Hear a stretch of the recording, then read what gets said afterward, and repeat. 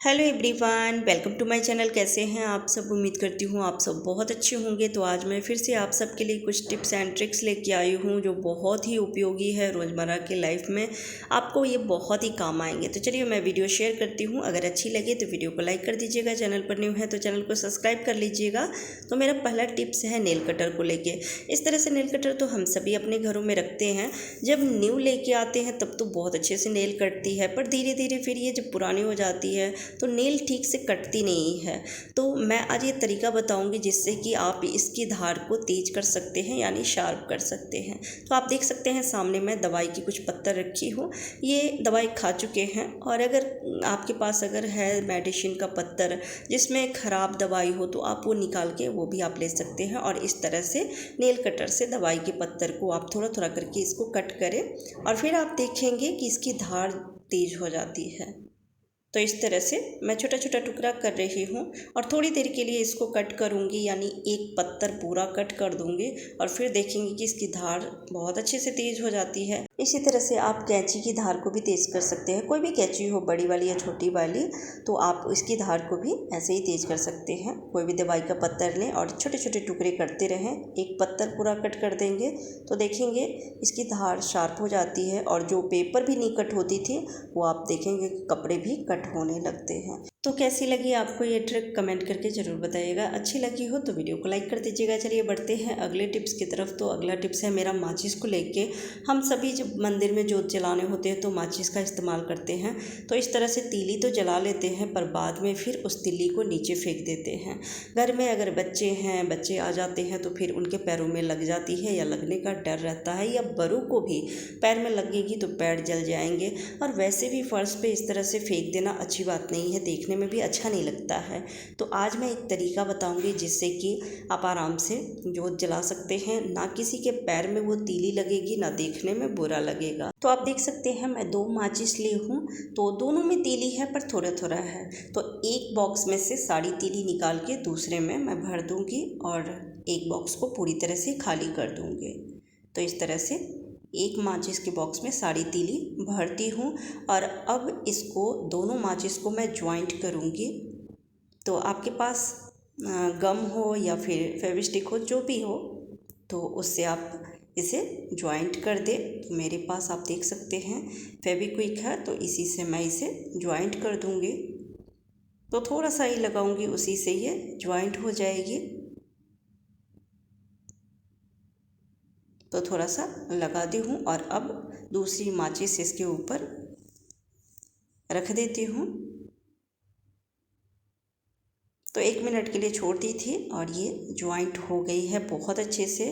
और अब जब भी आपको पूजा करनी है, जोत जलानी है, तो इस तरह से आप माचिस को जलाइए, और जोत जलाने के बाद इसे बुझा दीजिए। और बुझाने के बाद आप दूसरा जो खाली बॉक्स है उसमें इस तिल्ली को वापस से रख दीजिए।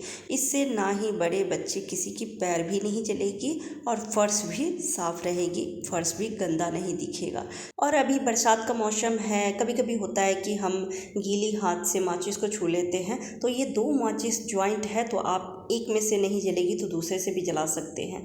तो ये बेस्ट आइडिया है। आपको कैसी लगी कमेंट करके ज़रूर बताइएगा। अच्छी लगी हो तो एक लाइक दे दीजिएगा। चलिए बढ़ते हैं अगले टिप्स की तरफ। तो अगला टिप्स है मेरा प्रेस के वायर को लेके। जब हम कपड़ा प्रेस कर लेते हैं तो उसके बाद वायर को हम चाहे जितने अच्छे से फोल्ड करके रखें, वो बाद में फिर बिखर ही जाती है, जो देखने में बिल्कुल अच्छा नहीं लगता है। और इस तरह से वायर को अगर सेट करते हैं, मोड़ते हैं, तो ये आप देख सकते हैं जहाँ से टेप लगी है वहाँ से वायर धीरे धीरे मुड़ते हैं, और जिस वजह से वो टूटने लगती है, ख़राब भी दिखती है। आप देख सकते हैं कैसा लग रहा है। तो आज मैं तरीका बताऊंगी जिससे कि आप प्रेस के वायर को आप अच्छे से फोल्ड करके रख सकते हैं, देखने में भी अच्छा लगेगा और नुकसान भी नहीं होगे। तो जहाँ से कॉर्ड लगी है आप वहाँ से वायर को पकड़ें, और थोड़ा थोड़ा करके आप इसको इस तरह से फोल्ड करें। इससे कोई नुकसान नहीं होती है। और उसके बाद पूरी तरह से हम इस तरह से फोल्ड कर लेंगे।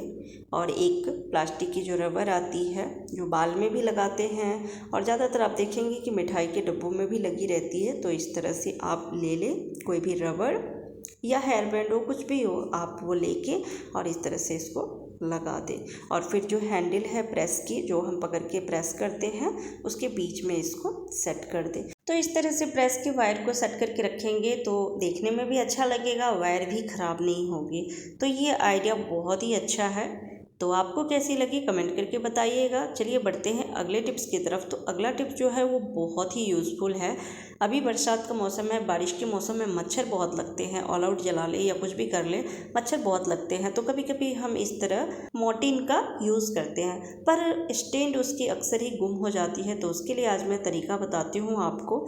इस तरह से नेल कटर तो हम सभी अपने घर में रखते ही हैं। तो जो नेल से मैल निकालने वाली आती है उसे आप इस तरह से ऊपर कर लें और फिर आप जो मोर्टीन है उसमें सेट करके और इस तरह से रख सकते हैं।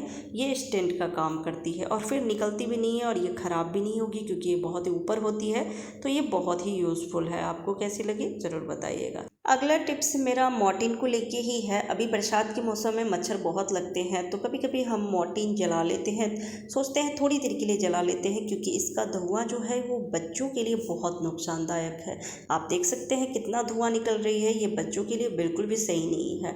तो थोड़ी देर के लिए हम जलाना तो चाहते हैं पर भूल जाते हैं और ये पूरा ही जल जाती है, और क्योंकि सोते समय ही हम जलाते हैं। तो आज मैं तरीका बताती हूँ जिससे कि आप जितनी देर के लिए जलाना चाहेंगे ये उतनी देर ही जलेगी। तो आप देख सकते हैं मैं चम्मच में थोड़ा सा पानी ली हूँ और अब आप जितनी देर के लिए जलाना चाहते हैं यानी कि आधे घंटे के लिए, 1 घंटे के लिए, तो आप वहाँ पे उस हिसाब से निशान लगा दें।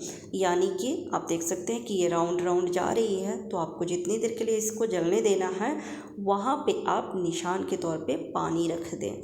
इससे क्या होगा कि वो जलते हुए वहाँ पर आके रुक जाएगी, क्योंकि वहाँ पे जो मोर्टीन है वो गीली हो गई है पानी की वजह से।